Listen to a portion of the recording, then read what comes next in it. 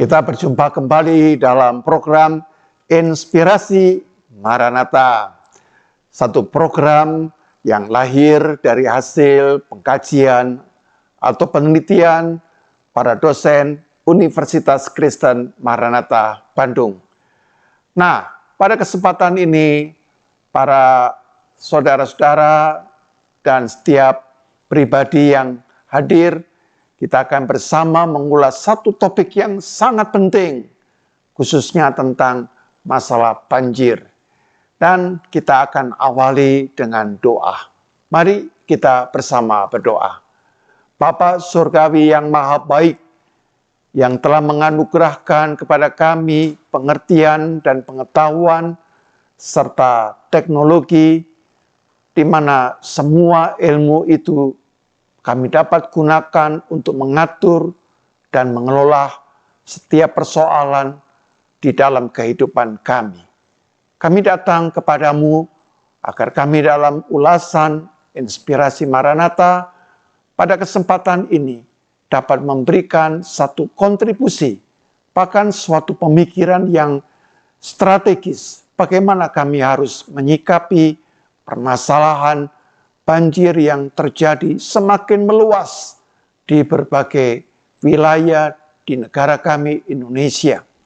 Tuhan berkati dan mampukan kami, supaya kami diberikan pengertian dan hikmat yang lebih jauh lagi, sehingga kami dapat meningkatkan kehidupan yang lebih baik, lebih sejahtera, dan keamanan serta keselamatan. Kami serahkan percakapan kami dalam kemurahan Tuhan. Kami berdoa di dalam nama Tuhan Yesus Kristus. Amin. Nah, kita akan membahas satu topik yang tentunya sangat bermanfaat di dalam kehidupan kita, yaitu satu kajian dari jurnal yang diberikan judul dalam bahasa Indonesia. Saya berikan satu pengertian yang kira-kira seperti ini ya. Nanti disampaikan apakah benar ini terjemahan saya. Kajian skala mikro penilaian risiko banjir di daerah fluvial. Fluvial itu daerah persungaian, dekat sungai, perkotaan dengan menggunakan indeks potensi banjir. Nah, pada kesempatan ini kita akan dipandu oleh narasumber yaitu Bapak Robi Yusak Talar, PhD. Nah, silakan Pak Robi Yusak Talar memperkenalkan diri. Silakan. Baik, terima kasih Pak Pendeta untuk kesempatan yang diberikan. Izinkan saya memperkenalkan diri terlebih dahulu. Yang pertama, nama lengkap saya Robi Yusak Talar. Saya menempuh pendidikan selama S1 di Universitas Kristen Maranatha, jurusan Teknik Sipil, terutama di bidang hidroteknik. Lalu saya melanjutkan studi S2 saya di Universitas Indonesia dengan bidang kekhususan manajemen sumber daya air. Dan yang terakhir, saya melanjutkan studi S3 saya di National Cheng Kung University, Taiwan, dengan bidang Ecological Water Resource Management. Oleh sebab itulah, saya banyak meneliti atau mengkaji beberapa hal terkait dengan permasalahan keairan, terutama masalah banjir, salah satu dari permasalahan yang sering kita hadapi bersama. Yeah. Nah, Pak Robi ini juga adalah sekretaris umum ya di Universitas Kristen Maranatha ya. Jadi punya posisi yang sangat penting ya. Kebijakan-kebijakan strategis yang juga dipercayakan kepada Pak Robi. Terima kasih. Baik Pak Robi, terima kasih untuk kehadirannya. Sama-sama. Dan kita akan membahas satu tulisan dari Bapak ya. Ya. Di sini Bapak menulisnya micro scale study of floods risk assessment in urban fluvial area by using floods potential index gitu ya. Nah, Pak Robi, apa yang menjadi latar belakang ya Pak Robi itu membuat satu ulasan dalam jurnal dengan judul Kajian Skala Mikro Penilaian Risiko Banjir di Daerah Fluvial Perkotaan dengan menggunakan Indeks Potensi Banjir. Ya. Silakan Pak Robi. Baik, terima kasih Pak. Seperti yang kita ketahui bersama, permasalahan banjir terutama di masyarakat di Indonesia ini sering sekali kita alami di wilayah-wilayah perkotaan seperti Jakarta, Bandung, Surabaya, Semarang. Akhir-akhir ini kita mendengar permasalahan banjir juga sudah kita alami di sepanjang tahun 2022 dan di awal tahun 2023. Tentunya hal ini bukan hal yang asing dari sejak zaman dahulu kala banjir seringkali kita hadapi. Nah, oleh karena itu kami mencoba memberikan satu mitigasi atau penawaran bagaimana kita bisa mempelajari banjir ini sehingga setidaknya dampak atau resiko itu bisa kita kurangi. Kebetulan mahasiswa saya juga membantu saya dalam proses penelitian ini sehingga output dari luaran kami ini berupa paper yang kami telah publish di jurnal internasional ini. Nah, masalah banjir, izinkan saya memaparkan lebih jauh lagi, Pak. Riwayat banjir tentunya khusus untuk Indonesia kita sudah banyak memiliki riwayat banjir.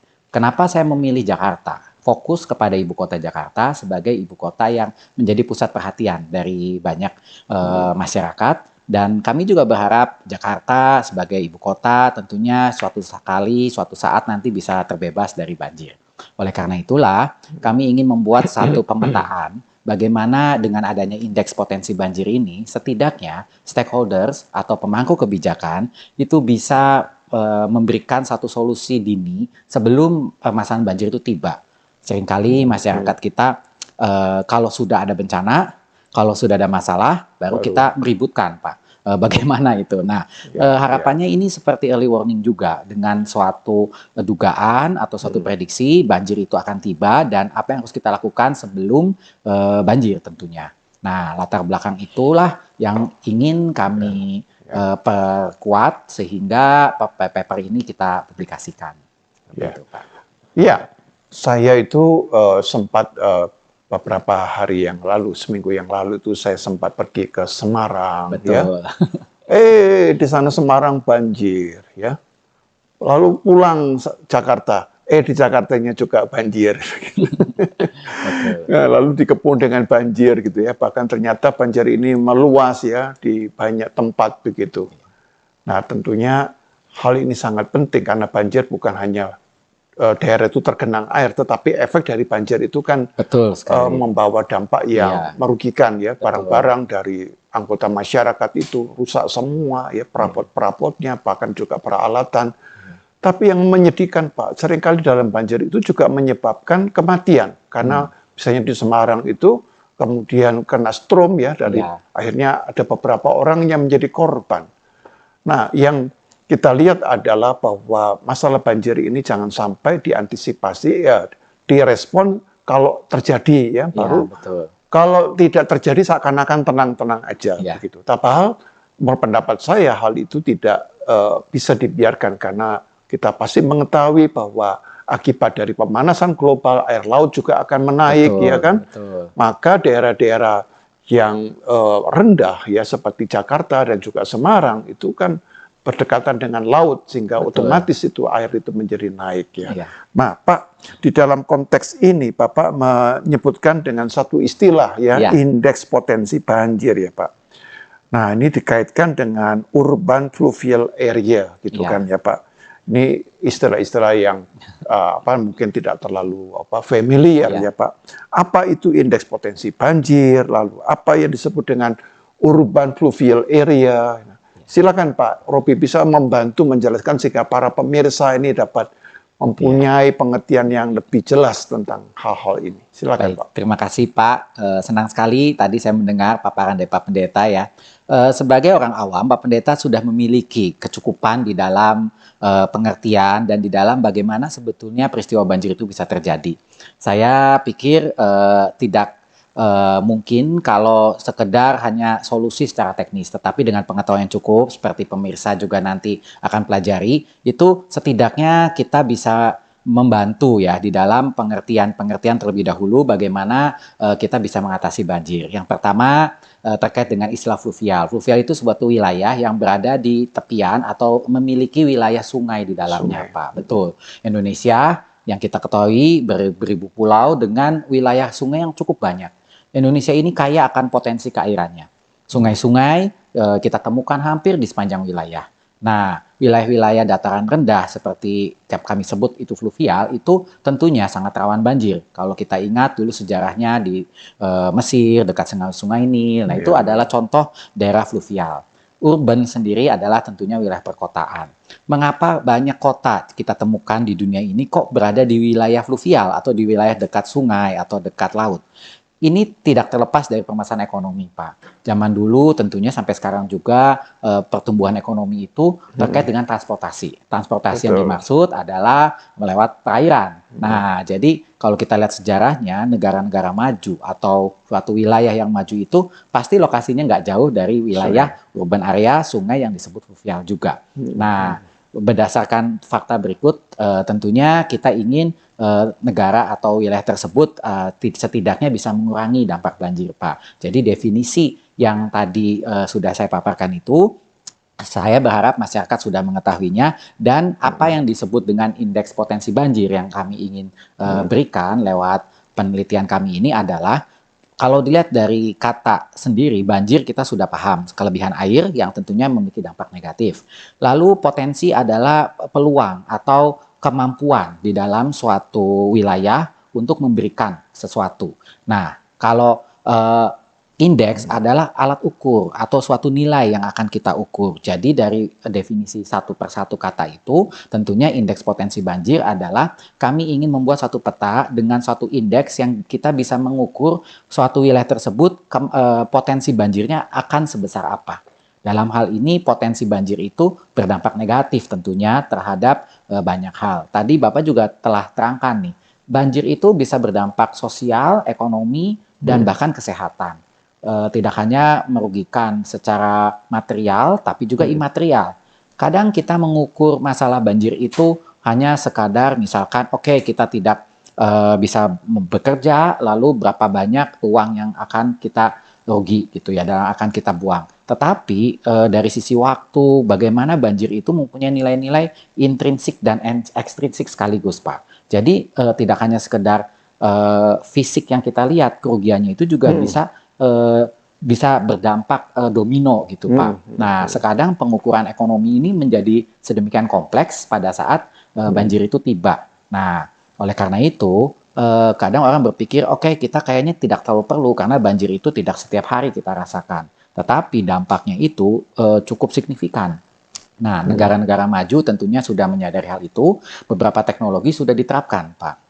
Nah, paper saya sederhananya sih ingin memperlihatkan suatu pemetaan di wilayah tertentu, terutama di Jakarta ini, bagaimana wilayah perkotaan yang di daerah dekat sungai itu harus bisa mempersiapkan diri mengatasi banjir dengan potensinya, gitu, Pak. Kurang lebih itu yang menjadikan satu tujuan paper kami ini. Iya, Pak Robi, terima kasih.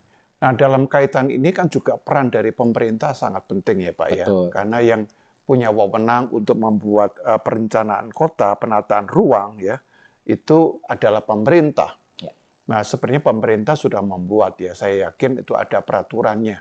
Ya. Nah, tapi pertanyaan saya begini, Pak, peraturan sudah dibuat.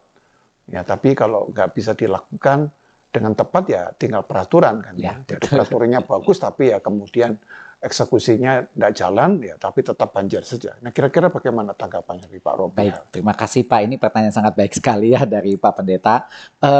Kita tidak bisa melepaskan diri dari permasalahan filosofi banjir itu terkait dengan manajemen sumber daya airnya.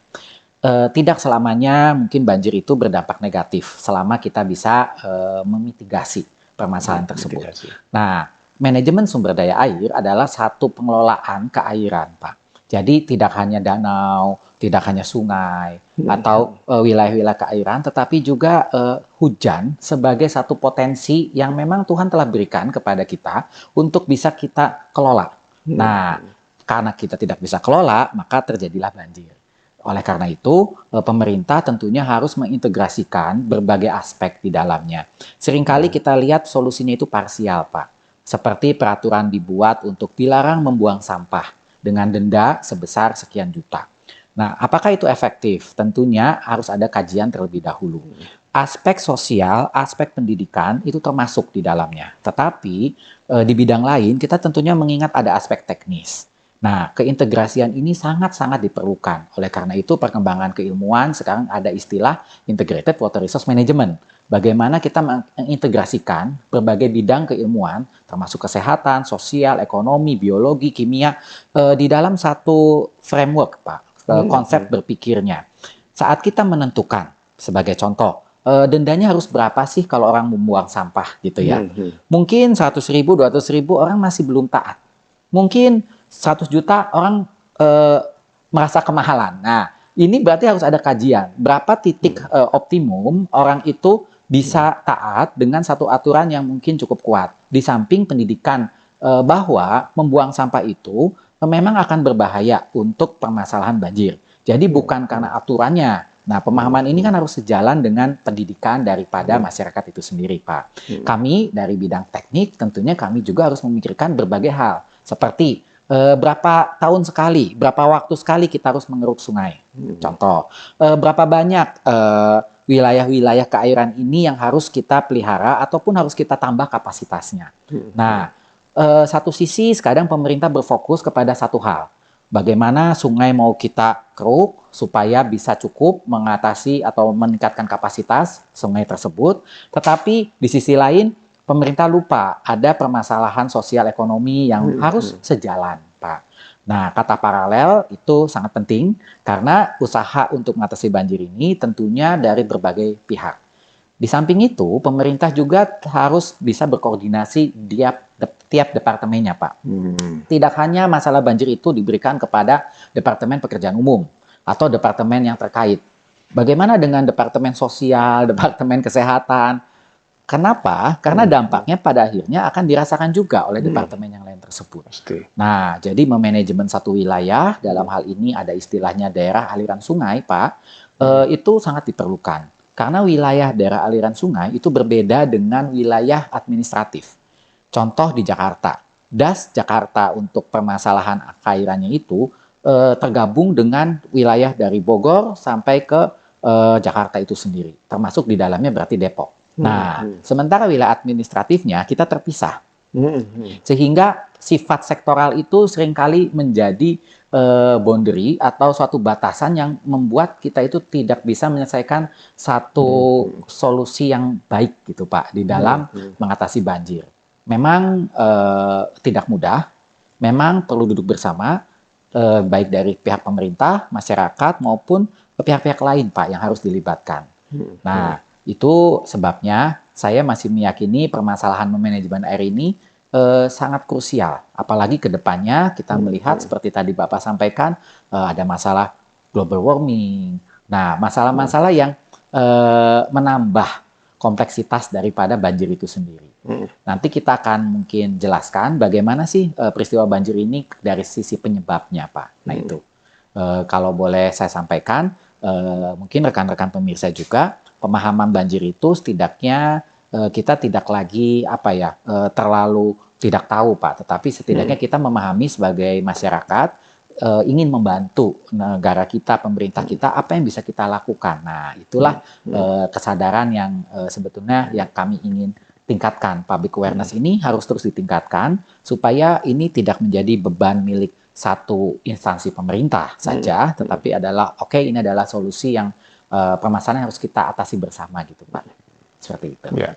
Sebenarnya masyarakat kita itu kan berulang kali mengalami banjir dan dampaknya. Ya. Jadi rumah mereka tuh berapa kali hampir tiap tahun kerendam. Tapi saat itu mereka protes, mereka marah, tapi setelah itu lupa lagi gitu. Jadi orang Indonesia itu saya lihat tuh memang gampang melupakan gitu ya. Betul. Gampang lupa akan masalahnya, lalu terjadi lagi dan kembali diulang lagi. Saya lihat dengan mata kepala saya sendiri membuang sampah. Dan membuang sampah itu tidak main-main. Satu kantong besar dibuang, ya. Bahkan juga membuang karung. Bahkan saya pernah melihat membuang kasur. Iya, betul. Ya di sungai seperti biasa begitu, ya. Dan di sisi yang lain masyarakat kita ini kan sebenarnya masyarakat yang religius, ya. Sebenarnya pendidikan kita tuh lebih gampang gitu. Betul. Karena dengan religius itu nilai-nilai mengatakan misalnya bahwa membuang sampah pertentangan dengan iman misalnya seperti itu ya, slogan pendek. Tapi itu ternyata tidak. Ya. Nah, seakan-akan bahwa beriman, beragama itu berkaitan hanya dengan berdoa, berpuasa, atau melakukan ritual. Padahal beriman ini berkaitan dengan masalah yang berkaitan dengan masalah sosial, kesadaran sosial. Dan ketika banjir itu terjadi, masyarakat kita ini perlu memikirkan bahwa dampaknya itu setelah banjir biasanya apa? Ada orang yang banyak yang sakit. Ya, betul sekali. Itu kan? Ya. Karena ada bakteri-bakteri yang nempel itu semuanya menimbulkan. Dan kemudian ada yang juga sampai meninggal karena dampak-dampak yang lain. Nah, Pak Robi, dari seperti ini ya, pemerintah sebenarnya sudah mulai memikirkan dan terus diulas tentang misalnya banjir di Jakarta ya.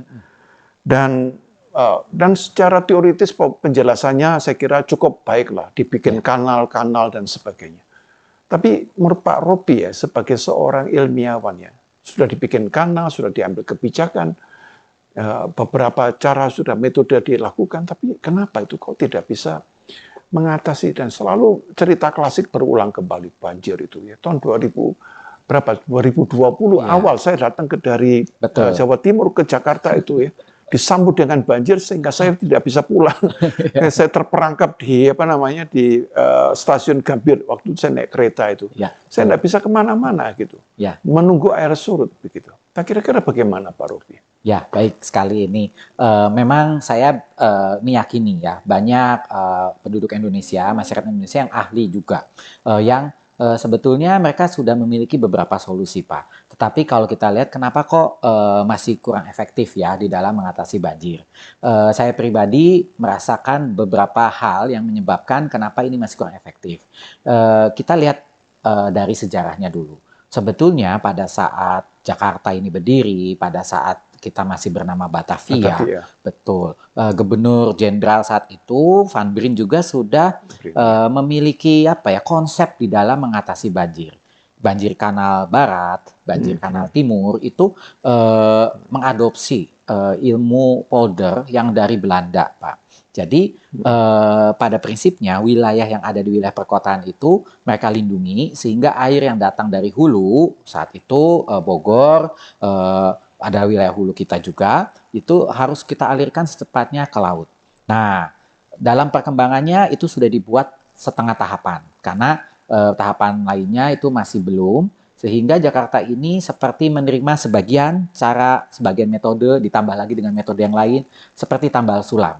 Nah, memang kita harus akui lah kompleksitas dari permasalahan di Jakarta itu sangat tinggi, disertai dengan permasalahan seperti politik, sosial, ekonomi di dalamnya. Jadi seringkali permasalahan kita itu terbentur sama permasalahan politik atau administrasi juga di dalamnya. Namun secara teknisnya curah hujan atau intensitas curah hujan yang ada di Jakarta itu sudah tinggi.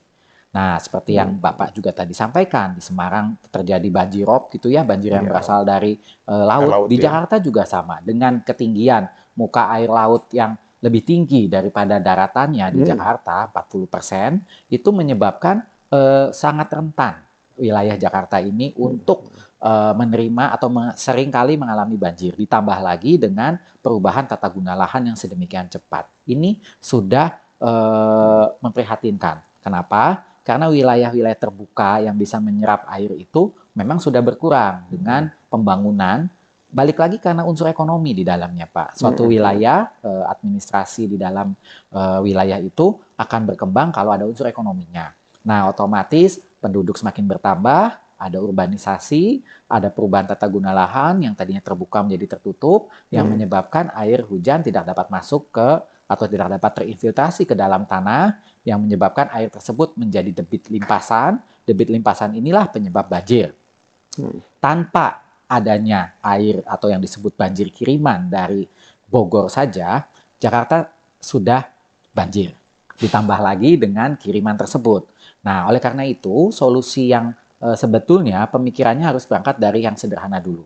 Setiap wilayah harus menangani masalahnya dulu. Nah, gitu. Betul. Bogor, bagaimana dia tidak berkontribusi banjir untuk ke wilayah di hilirnya. Memang kita ketahui air itu pasti mengalir dari tempat tinggi ke tempat rendah. Namun kita bisa mengurangi gitu ya Pak ya. Bagaimana Bogor ini bisa mengontrol debitnya, debit airnya, sehingga air yang melewati wilayah seperti Depok lalu sampai akhirnya ke Jakarta itu bisa diatur, Pak. Nah, konsep itu sebetulnya sederhana, namun tidak semudah itu di dalam penerapannya. Kenapa? Karena Bogor sendiri mungkin butuh untuk pengembangan.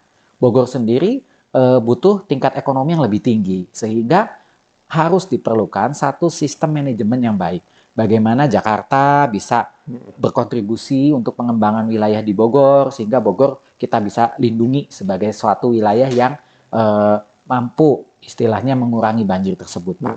Nah, ini yang selama ini saya lihat belum adanya suatu komunikasi yang baik. Seperti sektoral. Saya menyelesaikan wilayah saya, tetapi oke, di Bogor tidak banjir, tetapi air itu tidak ditahan, tetapi dibuang. Nah, masalahnya bagian hilirnya yang akan menerima, ya kan? Yeah. Nah, jadi istilah banjir kiriman itu memang sudah tidak asing lagi selama kita tidak mampu mengatasi banjir di wilayah tersebut.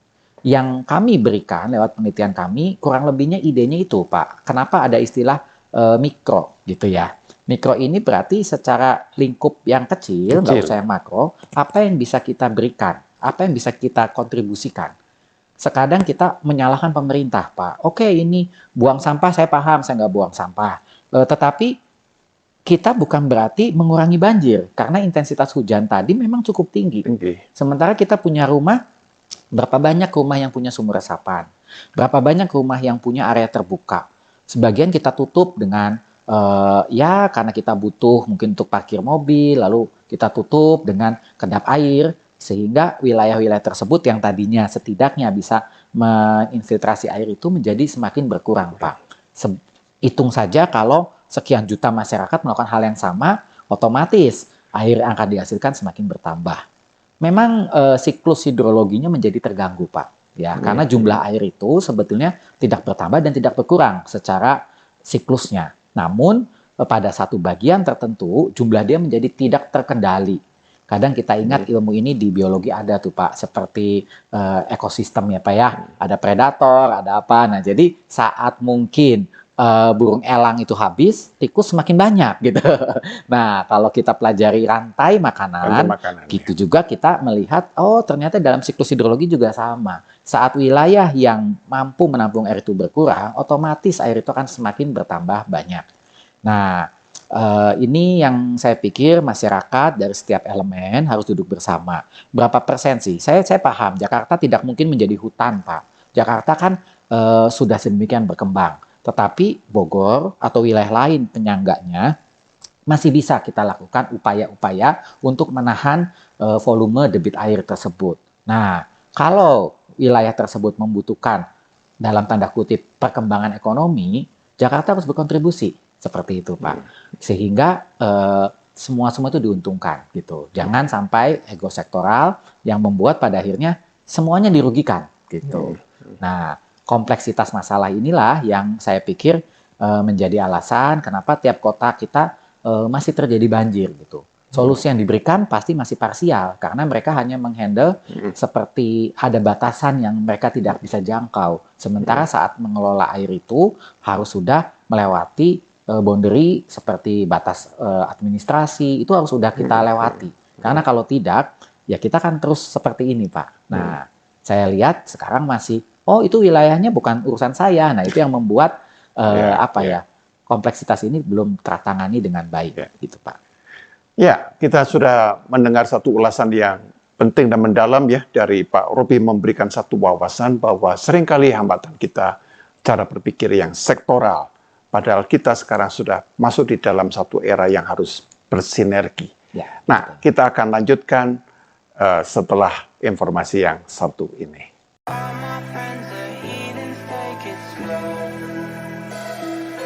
Wait for them to ask you who you know. Please don't make any sudden moves. You don't know the half of the abuse. All my friends are heathens, take it slow. Wait for them to ask you who you know. Please don't make any sudden moves. You don't know the half of the abuse. All my friends are heathens, take it slow. Wait for them to ask you who you know.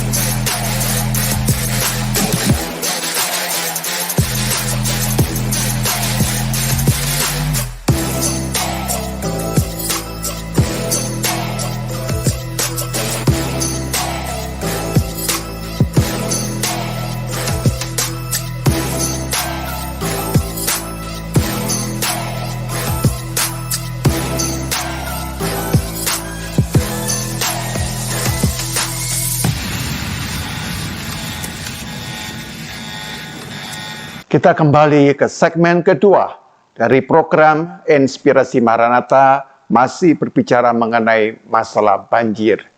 Nah, Pak Robi, tadi disebutkan bahwa sebenarnya masalah penyelesaiannya menjadi lebih sederhana kalau setiap daerah, dalam hal ini pemerintah, menyelesaikan dari tiap-tiap daerahnya, ya, misalnya betul. Bogor tangani Jakarta tangani, Depok tangani, lalu mereka duduk bersama untuk memikirkan secara keseluruhan, begitu kan. Tadinya saya pernah punya pikiran dulu ya, beberapa tahun yang lalu ketika lihat itu karena penyebab Jakarta itu karena kiriman dari Bogor. Kenapa di Bogor nggak dibikin bendungan aja ya? Iya, betul. Itu saya punya pikiran begitu. Kenapa Bogor nggak dibikin bendungan? Nah, kalau nanti toh ada kiriman, nah Jakarta kemudian mengatasinya, sisanya begitu, sehingga tidak menjadi satu hal yang terlalu berat, terlalu sulit gitu. Tapi kalau tidak ada bendungan ya sampai kapanpun ya sangat sulit. Pada Jakarta itu kan daerah yang sangat dari permukaan laut kan sangat sekitar berapa itu hanya 40%-nya sudah tenggelam. Iya, tenggelam kan begitu. Nah, Pak Robi, tadi kan Jakarta ya Pak, tapi kan kita lingkupnya ini lebih luas daripada Jakarta dan Bogor dan Semarang gitu kan Pak. Nah, bagaimana Pak perbedaan dengan banjir di beberapa kota dan wilayah lain ya Pak? Karena salah satu sebabnya adalah kota ini, daerah ini belum banyak bangunan-bangunan, tapi kok banjir juga gitu kan? Nah, apakah itu karena masalah yang berkaitan dengan wilayah kedap air ya Pak? Iya, betul, betul. Nah, mungkin dalam hal ini Pak Robi bisa lebih menjelaskan kepada pemirsa ya. Baik, tepat sekali ini buat pemirsa serta Pak Pendeta. Di dalam kita mengidentifikasi masalah banjir, kita harus melihat karakteristik wilayah tersebut, Pak.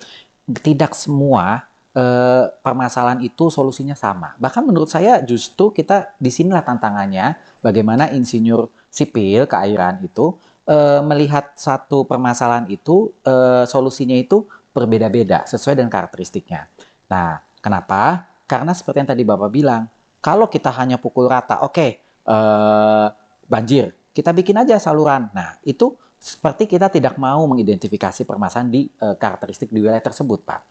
Sekadang ada satu wilayah yang intensitas curah hujannya tinggi, ada yang rendah. Sekadang ada yang wilayah tata guna lahannya itu sudah terbuka, sudah banyak, tetapi ada juga yang sudah hilang. Sekadang ada wilayah juga yang kemiringan tanahnya itu cukup tinggi, ada yang sangat landai. Sekadang wilayah tersebut ada di wilayah hulu, ada di hilir. Kondisi-kondisi ini kondisi fisik das atau kondisi fisik di lapangan. Nah, sekadang seperti ini Pak kasusnya. Kenapa kok bisa banjir? Kita akan cek apakah jenis tanah tersebut itu tanahnya liat Pak, tanah liat. Nah, kalau tanahnya tanah liat, kita tahu kemampuan permeabilitas air untuk masuk ke tanah liat itu sangat kecil, betul, sangat meresap. Jadi nggak perlu bikin gedung, memang akan banjir karena jenis tanahnya liat gitu ya. Nah, kalau kita berasumsi tanahnya itu mungkin seperti tanah liat atau kemiring atau cekungannya Pak, kontur tanahnya. Jadi tanpa ada bangunan pun, memang wilayah tersebut cekung sehingga pada saat hujan kita seperti mangkok yang menampung air. Nah, ini juga dari sisi karakteristik fisik kita harus pelajari ya Pak.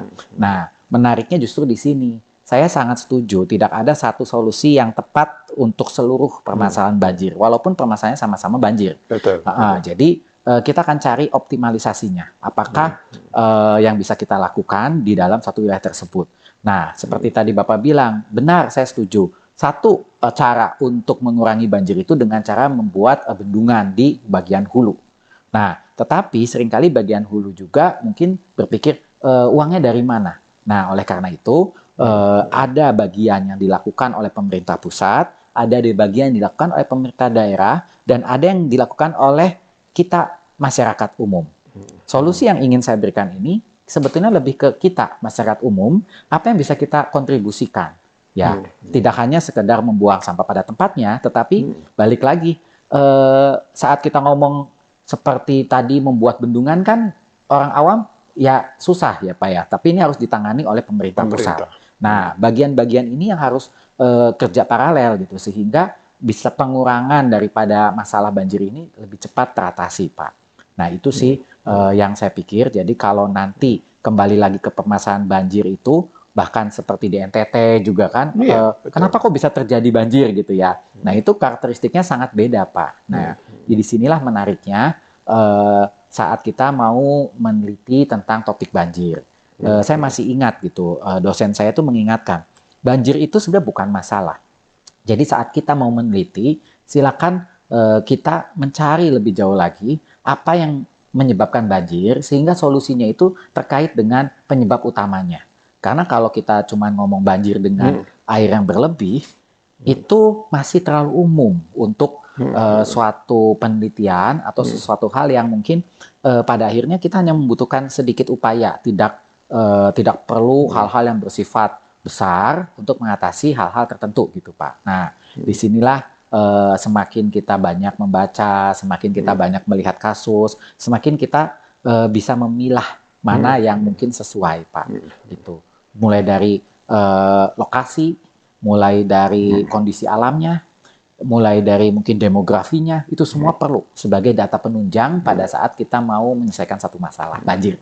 Seperti itu. Ya, jadi saya bayangkan sepertinya kita ini harus seperti dokter ya, cara dokter. Iya, Kalau ada penanganan kasus sepertinya sakit batuk, tapi dia meneliti apa menyebabkan batuk itu, Iya, ya. betul. Tidak sekedar diberi obat batuk. Iya, Gitu. Jadi betul. ada satu diagnosis, Iya, gitu ya. betul. Nah, diagnosis itu kan berdasarkan sebuah, kalau saya tahu itu namanya, saya baca itu namanya ada anamnesis, jadi rekaman sebelumnya, lalu dia Iya. bikin satu diagnosis. Nah, diagnosis didukung oleh apa? Laboratorium, Ya. gitu ya, sehingga kemudian menghasilkan satu diagnosis yang bagus sehingga bisa melakukan prognosis, kira-kira seperti itu. Betul Nah, sekali. Pak Robi, tadi Pak Robi sudah menyinggung sedikit tentang skala mikro ya Pak. Iya. Nah ini saya kira kok menarik ya skala mikro, tapi sudah bagus tadi. Tapi mungkin perlu diperjelas lagi Iya. Pak ini ya. Jadi apa maksudnya bila dikaitkan dengan skala mikronya dengan penanganan banjir? Saya kira istilah ini sangat teknis tapi penting untuk kita ketahui. Silakan Pak Robi. Ya, baik, terima kasih Pak. Nah, kita ini di dalam perkembangan perkotaan itu ada istilah yang namanya low impact development atau sustainable development atau green development. Sesuatu yang apa sih gitu, kekinian tetapi masyarakat harus paham. Itu tidak hanya sekedar rumah kita dicat hijau, tidak hanya sekedar kita menanam tanaman dalam konteks menangani banjir, tetapi apa teknologi sederhana yang bisa kita lakukan yang kita bisa terapkan dalam skala yang lebih kecil lagi. Seperti tadi saya sampaikan, sebetulnya kedua belah pihak, baik pemerintah maupun masyarakat itu memang harus berkontribusi. Pemerintah oke, dia akan melakukan normalisasi sungai, tetapi sebagai masyarakat, apa yang bisa kita lakukan? Tentunya bukan berarti kita membantu menormalisasi sungai, tetapi kita bisa membuat sumur resapan di rumah kita. Apakah itu cukup? Tentu tidak. Gitu ya. Secara sederhana Pak, air hujan itu jatuh ke satu wilayah kita. Kita punya rumah, taruhlah 100 meter persegi. Nah, apa yang sudah kita perbuat sehingga air yang jatuh ke wilayah kita di 100 meter persegi itu, sehingga air itu bisa tertahan atau berkurang setidaknya, tidak langsung dibuang ke selokan terdekat atau ke saluran drainase terdekat. Kita sering tidak sadar. Intinya saat itu air itu datang ke rumah kita, ya kita buang ke selokan. Hitung jutaan masyarakat melakukan hal yang sama. Dan akhirnya berujung kepada satu titik sungai utama. Nah, ini yang sering kita lakukan sebagai masyarakat awam.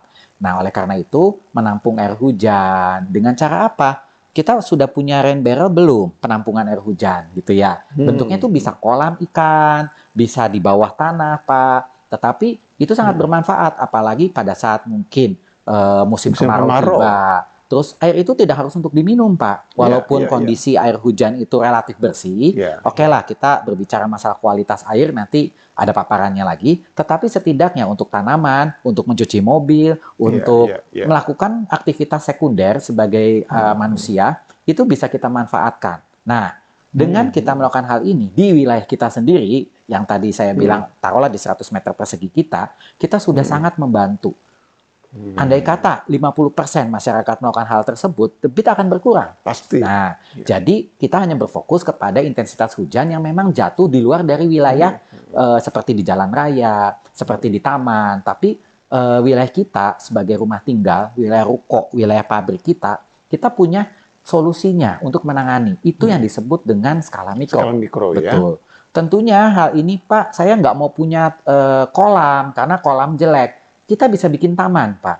Ada istilahnya rain garden atau jadi tanah daripada si taman ini kita tetap pakai bunga, pakai tanaman-tanaman hias, tapi di bawahnya itu si tanahnya itu kita sudah ganti dengan tanah yang lebih cepat menginfiltrasi, menyerap air, sehingga air itu sama seperti sumur, sehingga fungsinya sama seperti sumur resapan dengan kondisi tertentu. Jadi banyak teknologi-teknologi yang masih ke dalam konsep low impact development, ataupun bahkan di luar negeri Pak, di atapnya suka ada kebun, kalau Bapak lihat ya, betul. ada taman di atap. Nah, itu salah satu solusi yang bisa kita lakukan. Tergantung kemampuan penduduk ya. Saya pikir gini, saya paham ada solusi yang mungkin cukup mahal, tapi yang sederhana yang bisa kita lakukan. Ini di luar dari sumur resapan ya. Kalau sumur resapan mungkin rekan-rekan pemirsa sudah paham. Biopori kita sudah paham gitu ya. Nah, apakah itu efektif 100%? Tidak. Tetapi ada upaya yang kita lakukan, apalagi kalau kita kombinasikan, itu jauh lebih baik, Pak.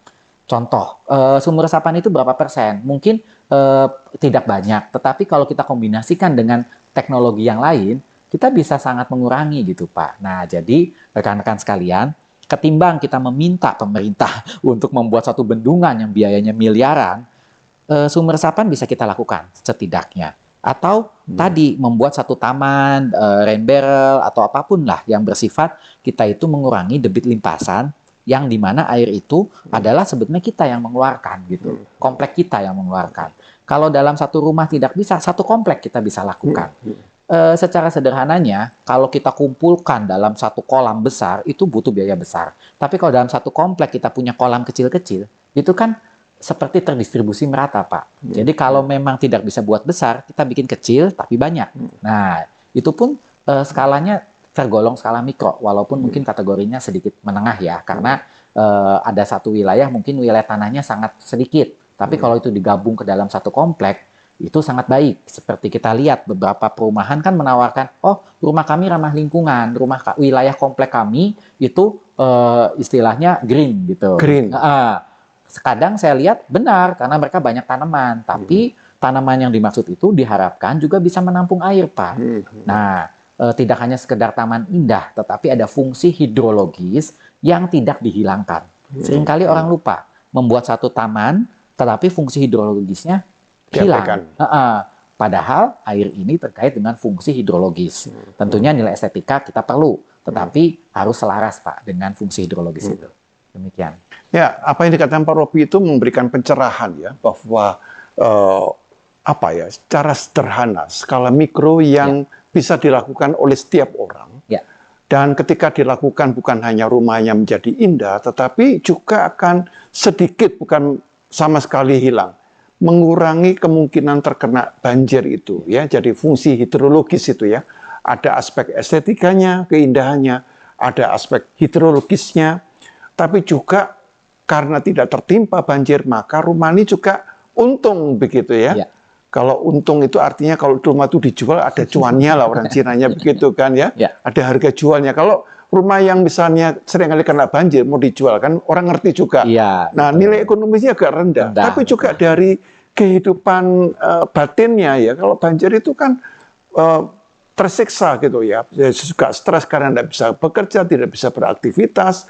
Lalu yang kemudian ketiga karena dampaknya dari banjir kemudian jadi sakit, semacam-macam begitu. Ya. Jadi sebenarnya skala mikro merupakan satu cara yang sederhana, tapi di dalamnya syarat dengan makna. Ya, betul. Nah, Pak Robi, dalam kaitan ini kira-kira tadi Pak ini sedikit berkaitan dengan banjir Jakarta tadi. Ya. Saya terkesan dengan seorang pemikir dan juga insinyur ya Pak ya, Herman van Brien ya Pak. Ya, betul. Saya kira kok perlu dicanangkan kembali ya ketokohan dari Herman van Brien dalam pengertian dia sebagai orang Belanda yang concern juga walaupun dia ditugaskan untuk bisa mengatasi ini. Ini orang asing loh Pak. Ini saya bicaranya tentang bukan keilmuan tapi orang asing yang juga peduli begitu. Apalagi kita yang berada di wilayah itu gitu ya.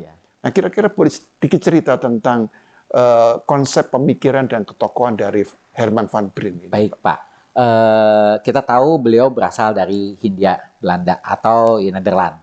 Nah, oleh karena itu di sana di negara Nederland itu Pak ada istilah polder. Polder itu satu sistem tata air. Kalau Bapak pernah lihat, kita bisa naik perahu gitu ya Pak di tengah sungai itu, di tengah kota gitu. Tengah kota. Nah, kenapa itu bisa? Karena mereka mengatur elevasi muka airnya. Mereka mengatur elevasi muka air yang ada di sungai-sungai sehingga ada sistem buka tutup, Pak. Nah, ini menarik pada saat ini mau diterapkan di Indonesia juga. Apa maksudnya? Satu sisi kita bisa mengatasi masalah kemacetan dengan menggunakan transportasi sungai. Air. Sisi lain, kita juga bisa mengatasi banjir itu sendiri karena debit air semua sudah diatur. Ada kolam, ada tanggul, ada saluran-saluran yang sudah diatur sedemikian rupa dengan elevasi tertentu sehingga pada saat elevasi itu hampir terlampaui, pompa air langsung berjalan gitu. Jadi pintu air itu aktif, Pak. Aktif ya? Iya. Pada saat musim kering, air itu tidak turun karena sudah diatur manajemen airnya di dalam satu wilayah, Pak. Nah, Van Brien ini pada saat itu memang melakukan seperti ini dengan adanya banjir kanal itu. Nah, tentunya ini masih sangat sangat sedikit karena banjir kanal itu seperti nadinya.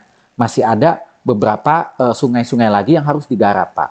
Tapi balik lagi, harusnya kalau Jakarta nanti ke depannya itu bisa melakukan sistem polder ini, itu akan seperti Belanda gitu, Pak. Jadi tidak masalah kalaupun air pasang tiba, kontrol air tersebut tetap terjaga. Karena balik lagi komponen daripada polder itu ada kolam retensi, ada tanggulnya itu sendiri, dan ada saluran-saluran.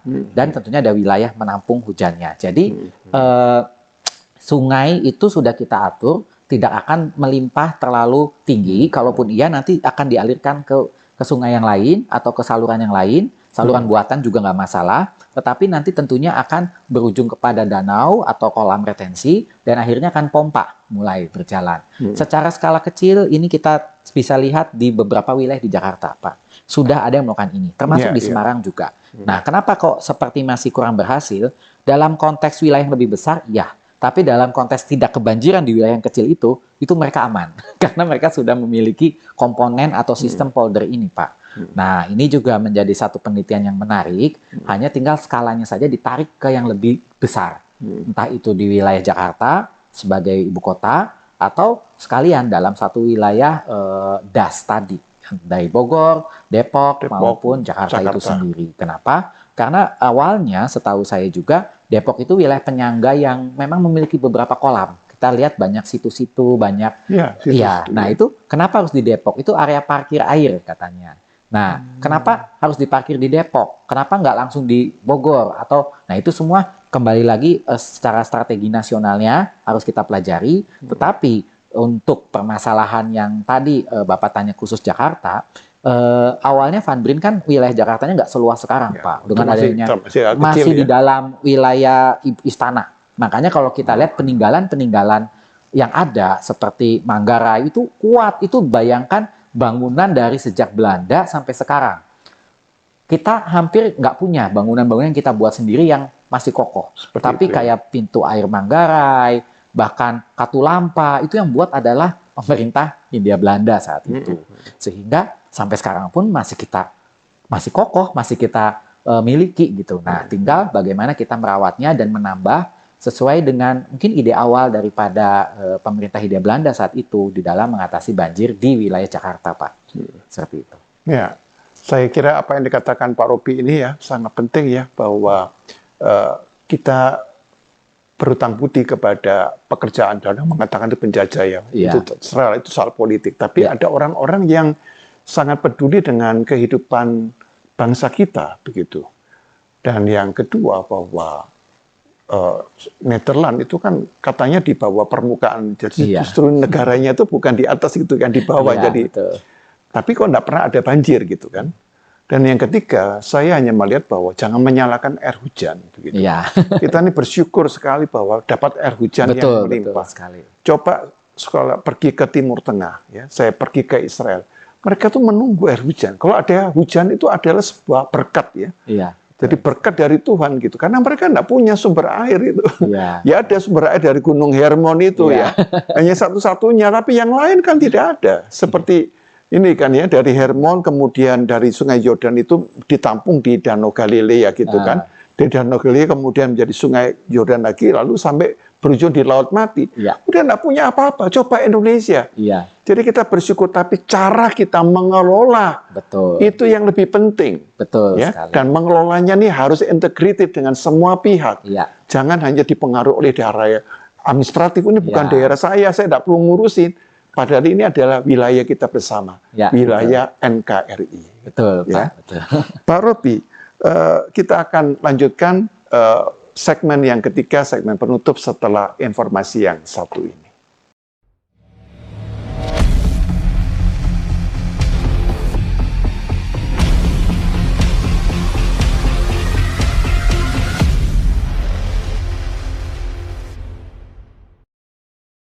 Berjumpa kembali dalam program Inspirasi Maranatha.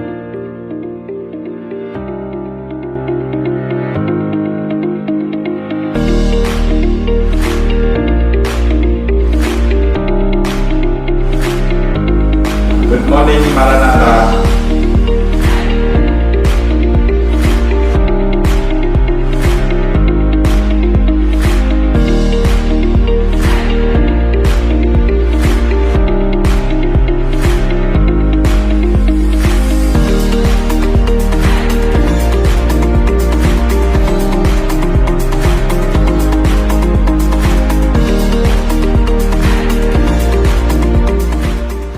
Kita lanjutkan segmen yang ketiga, segmen penutup dalam kaitan satu topik tentang banjir bersama dengan Bapak Robi Talar.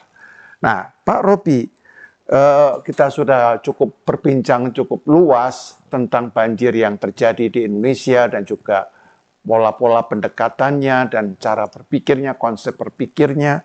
Nah, tentunya sangat baik, Pak, kalau apa yang Bapak kemukakan tadi itu bisa diterapkan ya, Pak, Ya, dalam betul. kehidupan sehari-hari.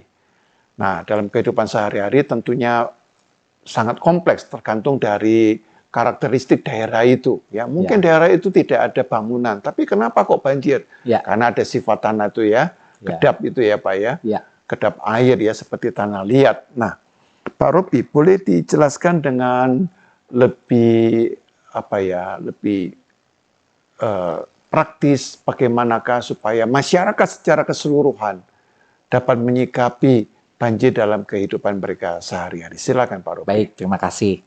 Izin saya menerangkan dari paper saya terlebih dahulu ya, Ya, Pak. silakan. Jadi pemetaan yang kami lakukan, saya bersama mahasiswa saya itu sebetulnya ingin mengefektifkan solusinya. Kenapa? Karena kita harus bisa menempatkan satu teknologi itu sesuai, appropriate dengan wilayah tersebut. Oleh karena itu, kami pertama melakukan pemetaan dengan mengukur indeksnya terlebih dahulu, sehingga mungkin dengan bahasa gampangnya seperti ini. Apakah sumur resapan itu wajib untuk diterapkan dari seluruh wilayah Jakarta? Jawabannya tidak. Tidak. Hanya beberapa wilayah saja yang memang sesuai. Kita dengar isu ini beberapa waktu yang lalu, beberapa pemerintah telah menerapkan beberapa sumur resapan, pada akhirnya kurang efektif, masih terjadi banjir dan bahkan masyarakat mengeluh saat itu ya Pak ya. Nah, ini satu contoh, bukan salah sumur resapannya, cuma di saat kita menerapkan sumur resapan, kita harusnya mempertimbangkan lokasi yang sesuai. Lokasinya. Betul. Jadi teknologinya tidak salah, naturalisasi tidak salah, sumur resapan tidak salah, tetapi di tempat mana kita harus menerapkan itu, karena harus sesuai dengan identifikasi masalah di awalnya gitu Pak. Di luar negeri juga melakukan hal yang sama. Jadi balik lagi bukan teknologinya, tetapi lebih kepada wilayahnya. Nah, apa yang bisa kita lakukan sebagai masyarakat awam? Setidaknya kita bisa melihat hal tersebut, karakteristik wilayah kita sendiri. Saya tinggal di Bandung, misalkan di wilayah yang datarannya cukup terjal atau istilahnya berkontur, Pak, tidak landai, sehingga sumur resapan oke. Gitu loh. Ini bisa kita lakukan. Apalagi kita sudah tahu ketinggian muka air tanah kita mungkin cukup untuk itu. Tapi kalau Bapak tinggal di satu wilayah yang dekat laut, sumur resapan itu nggak berguna, Pak. Gitu. Malah yang ada Bapak mengambil air, misalkan nimba air, sumur, airnya sudah asin atau payau. Nah, jadi beberapa solusi itu harus sesuai dengan wilayah tersebut, Pak. Nah, setidaknya secara garis besarnya saya bisa bilang wilayah hulu, wilayah tengah, wilayah hilir itu adalah satu teori daerah aliran sungai ya Pak ya. Untuk wilayah hulu ini benar adanya kita harus menyimpan air sebanyak-banyaknya. Artinya jangan sampai air yang keluar dari wilayah hulu ini bisa menimbulkan atau berlebih ke wilayah yang ada di bawahnya. Nah, yang penting untuk dilakukan wilayah hilir adalah memanajemen air dengan baik. Dia akan mendapatkan air, tetapi jangan sampai mengakibatkan banjir. Jadi benar di wilayah hilir itu dia melihat apakah kapasitas salurannya cukup atau tidak. Bagaimana dengan sedimentasinya? Kalau ada keruk, supaya jangan sampai kapasitasnya berkurang. Nah, hal ini berbeda manajemennya gitu. Lalu bagaimana dengan konsep naturalisasinya? Kembali ke alam sungai itu. Hulu, pertengahan itu cocok. Tapi buat ke hilir mungkin belum terlalu sesuai. Kenapa? Karena balik lagi hilir udah di ujung gitu Pak. Jadi lebih baik kita melakukan naturalisasi itu di wilayah hulu atau pertengahan. Nah, secara garis besar sih seperti itu ya. Tapi tentunya kalau kita sudah memiliki map tadi yang saya bisa berikan itu, kita bisa melihat kalau potensi banjirnya kita rendah, setidaknya upaya Bapak juga rendah saja. Tetapi kalau upayanya tinggi, kalau potensi banjir tinggi, berarti harus ada upaya tinggi. Nah, kalau memang wilayah tersebut secara ekonominya kurang, berarti pemerintah harus membantu gitu, Pak. Ini justru sangat menolong stakeholder kita, terutama pemerintah, di dalam berkontribusi mana yang harus dibantu dan mana yang tidak gitu. Sekadang kita juga nggak bisa membantu semua pihak. Tentunya dengan keterbatasan dana, pemerintah kan harus bisa memberikan prioritas. Nah, prioritas ini kita bantu nih dengan kita membuat satu pemetaan ini. Oke, wilayah tersebut kita harus bantu dengan cara apa? Entah itu mau bikin sumur resapan tiap rumah atau mau bikin kompensasinya berupa danau kecil, silakan. Kalau misalkan pemerintah bisa membantu itu lebih baik. Tetapi untuk wilayah yang setelah kita tinjau dari sisi ekonominya sanggup untuk mengusahakan sendiri, ya sudah biarlah mereka mandiri di dalam mengatasi banjirnya. Nah, kurang lebih itu Pak yang bisa kita kontribusikan untuk skala yang cukup kecil ini, tetapi balik lagi bukan berarti pemahamannya kita tinggalkan. Artinya dalam konteks ini saya di bidang ilmu teknik sipil mungkin secara teknis-teknisnya, tetapi tidak kita abaikan juga misalkan kesadaran kita untuk membuang sampah dengan baik, kesadaran kita untuk menjaga kualitas air sungai tersebut juga, karena akan berdampak pada kesehatan, lalu juga beberapa variabel lain yang tidak bisa kita pungkiri itu akan ujungnya membuat teknis juga Pak. Contoh, kualitas air yang buruk, mau nggak mau membuat teknik sipil juga harus memikirkan hal ini. Nggak bisa kita bilang, oke kita hanya kuantitasnya saja, jumlahnya berapa. Tapi saat air yang kita dapat itu adalah air yang sudah tercemar, ini kan teknologinya jadinya tambah lagi, beda lagi gitu Pak. Nah ini yang mungkin yang disebut harus terkolaborasi atau terintegrasi secara manajemen sumber daya airnya. Seperti itu Pak. Apa yang disampaikan Pak Robi tentunya pemikiran-pemikiran ini juga diketahui oleh pemerintah ya Pak. Saya pikir ya. Nah, tapi saya kira apakah ada dialog gitu pertanyaan saya ya, bahwa pemerintah dalam mengambil kebijakan pasti mereka sudah punya ahli-ahlinya. Tapi tidak salah sebenarnya kalau ke depan pemerintah baik yang di Jakarta, yang di Bandung ya, karena Bandung saya dengar itu kan wilayahnya juga cekungan juga kan. Nah, cekungan ini kan tidak bisa banjir yang di cekungan yang di lembah dengan yang di dasar itu sama kan begitu kan, harus beda-beda kan begitu kan.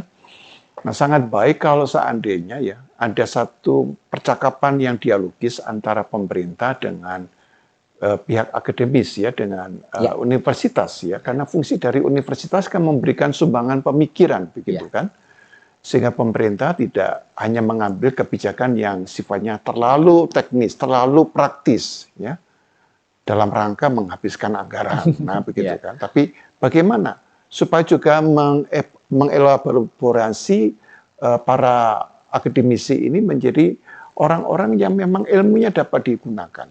Kira-kira pandangan Pak Robi dalam hal ini bagaimana? Sejauh ini, khususnya dalam konteks ini sebagai Sekum ya, Sekum Universitas ini, bagaimana sejauh ini adakah dialog itu ya? Baik Pak, memang ini cara yang baik ya. Artinya komunikasi dari berbagai pihak itu harus dilakukan oleh pemerintah. Sekadang niat yang baik itu belum tentu diterima oleh masyarakat secara baik karena ketidaktahuan akan tujuan daripada suatu proyek itu mungkin harus dilakukan. Nah, universitas itu memegang peranan penting di dalam mengkomunikasikan kesadaran untuk masyarakat ini paham. Pemerintah seringkali terlalu teknis di dalam melakukan, di dalam mengeksekusi suatu proyek.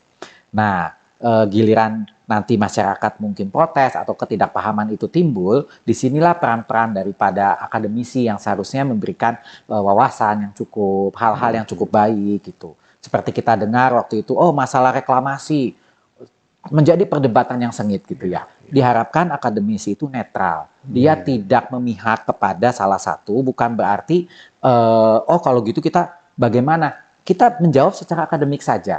Ada positif negatif di dalam suatu pengembangan atau suatu teknologi. Kita yakinlah, tidak ada yang 100% baik dan tidak ada yang 100% buruk. Tentunya selalu ada yang positif dan negatif di dalam perubahan. Nah, yang kita sampaikan sebatas itu. Oke, dengan adanya teknologi ini akan berdampak seperti ini dan ini dan ini. Nah, nanti akan kita pilih. Karena seperti yang kita ketahui bersama, hidup ini pilihan. Artinya kita memilih mana yang paling baik gitu ya Pak untuk banyak masyarakat. Tentunya ada yang dikorbankan, iya. Tetapi bukan berarti kita nggak memikirkan gitu. Nah, disinilah peran daripada akademisi menurut saya. Di samping memang benar kita memberikan input secara akademik, tapi pemerintah itu memiliki tenaga ahli Pak. Pemerintah itu sebagian besar juga dari orang-orang yang tadinya dari akademisi. Akademik pasti. Ya, betul.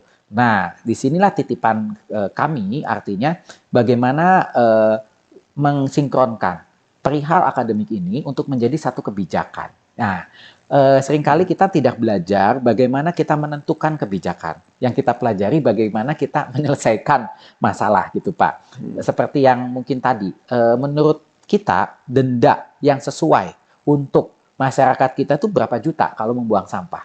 Nah, itu perlu kajian lagi. Kenapa? Karena mungkin itulah kekurangan daripada stakeholder atau pemerintah. Seringkali kita, ya yang penting ada denda aja, tetapi mungkin kurang tinggi, gitu. Sehingga itu diabaikan oleh, atau kemampuan daripada penegak hukumnya. Kita nggak memikirkan pemantauannya seperti apa. Yang kita pikirkan, oke, ada aturannya, kita tempel undang-undangnya, tapi tidak ada kontrol di dalam penerapan hukum tersebut. Ya sama aja bohong. Nah, lalu balik lagi ke kita, lalu bagaimana yang bisa kita lakukan akademisi? Ya tentunya meningkatkan public awareness yang pertama, lewat diskusi, lewat webinar, apapun juga yang bersifat sosialisasi. Nah, ini sudah dilakukan, tapi harus mungkin lebih, dengan bahasa yang lebih bisa mengena ke banyak sasaran, Pak. Seringkali kita juga akademisi terjebak kepada istilah-istilah yang teknis, yang akibatnya hanya kalangan tertentu yang mengerti akan istilah itu. Diusahakan istilah ini bisa dipahami oleh banyak masyarakat dari berbagai background keilmuan. Dan mereka akhirnya bisa berkontribusi. Mereka akhirnya bisa berpikir, saya dari sisi hukum nih, saya kayaknya tertarik nih, bagaimana mau menentukan berapa nilai denda yang sesuai untuk suatu hukum, produk hukum yang akan dikeluarkan oleh pemerintah. Nah, saya pikir ini memang harus ada adaptive management juga. Jadi setiap stakeholder yang ada senantiasa berkomunikasi untuk memberikan satu solusi yang terbaik, Pak. Nah, bagaimana caranya? Tentunya dengan adanya kegiatan-kegiatan ilmiah yang sekarang sudah dilakukan itu sudah baik. Tetapi kita harus terus kembangkan lagi. Sehingga pengetahuan dari para masyarakat seringkali ini terbatas ini harus terbuka. Kita lihat seringkali ada satu kebijakan pemerintah, belum dipelajari, sudah dikritik. Wah, ini netizen-netizen, apalagi dengan adanya media sosial, apapun yang dilakukan oleh pemerintah adalah salah. Saya pikir enggak juga, karena pemerintah pasti sudah melewati suatu kajian. Mungkin yang belum adalah sosialisasinya. Tapi kajiannya saya yakin udah. Kalaupun belum, oke, itu adalah satu masukan untuk pemerintah.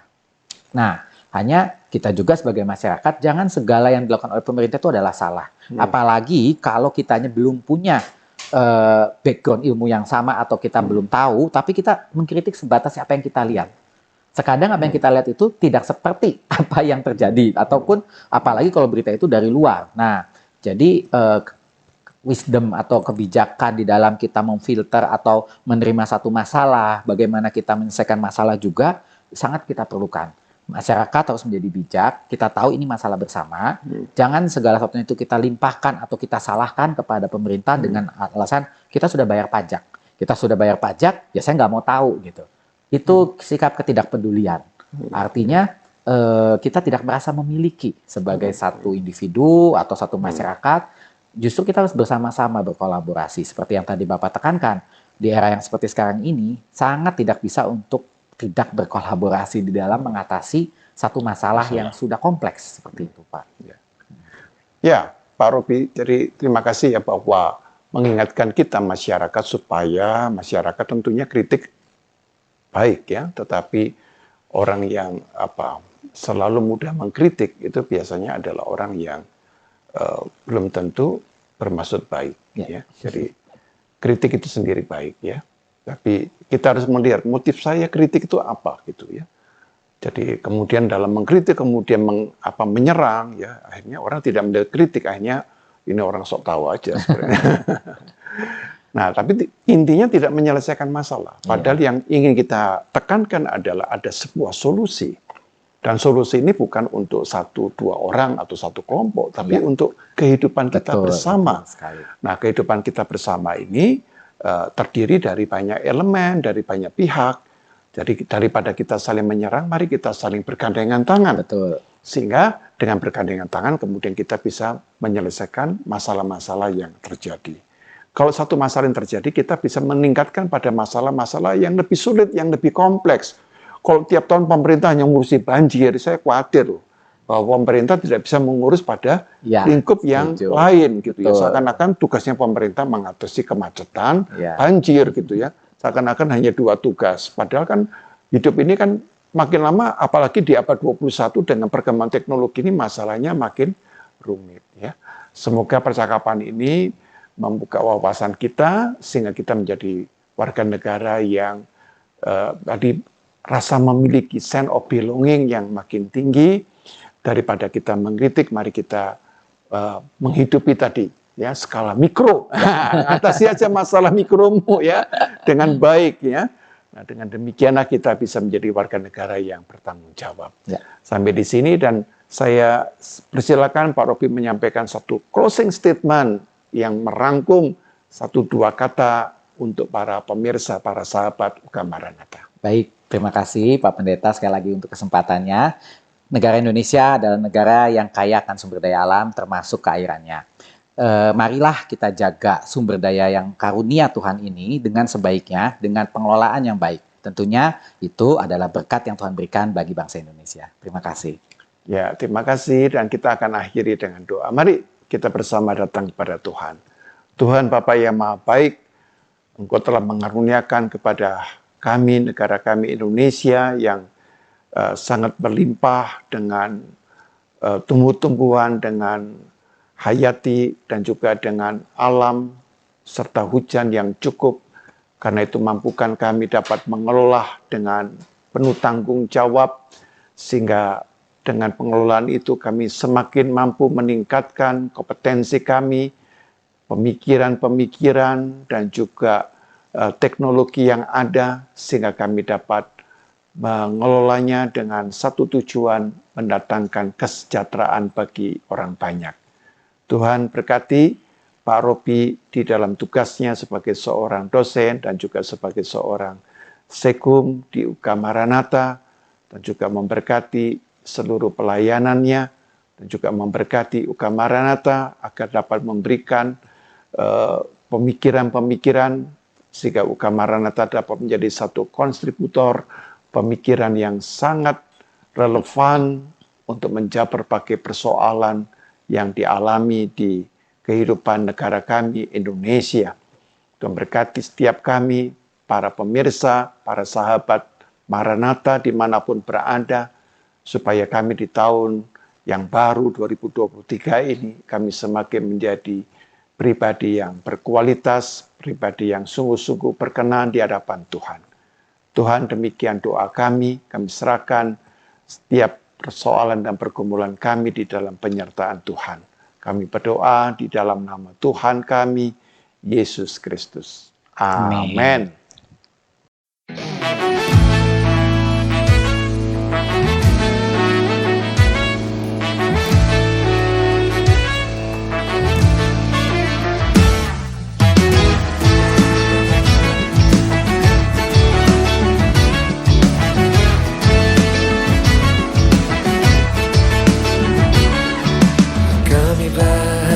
Ketika dikatakan mari